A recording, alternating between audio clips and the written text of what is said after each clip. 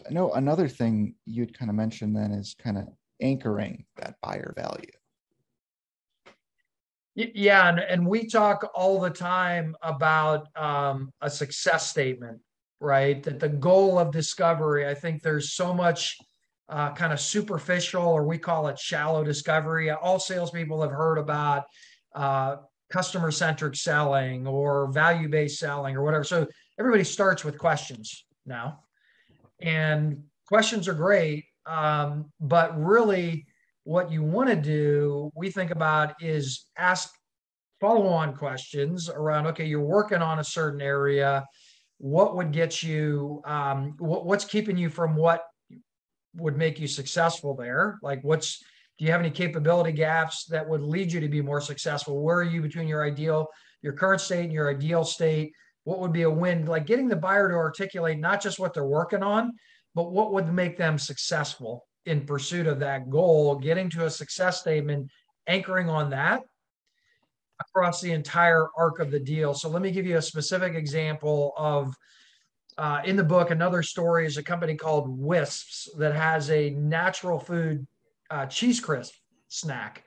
I had worked with Alana Fisher at Edge Ventures. She's a whip smart, kind of Columbia MBA, went to Bain. I reconnected with her. I was just curious, like, why was somebody that smart going to the natural food industry?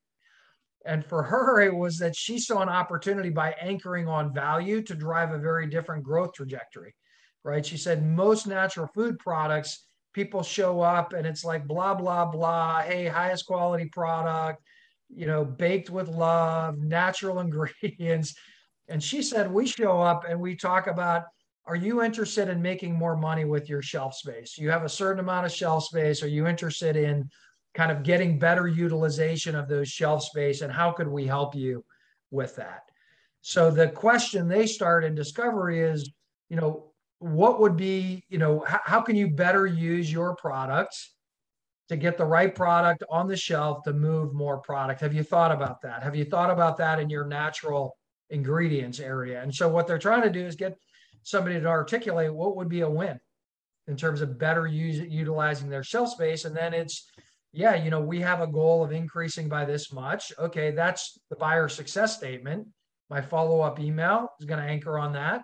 When I go to a next meeting with the merchandising manager and their boss about moving around, it's, hey, remember we agreed this isn't about Wisp product. This is about how much your goals for moving more product from your shelf. We had agreed that you're interested in getting 10% more sales out of your natural food product shelves. We think we have a strategy for helping you to do that by co-merchandising, et cetera. So we identify what the win is, the success statement. We try and quantify it as possible.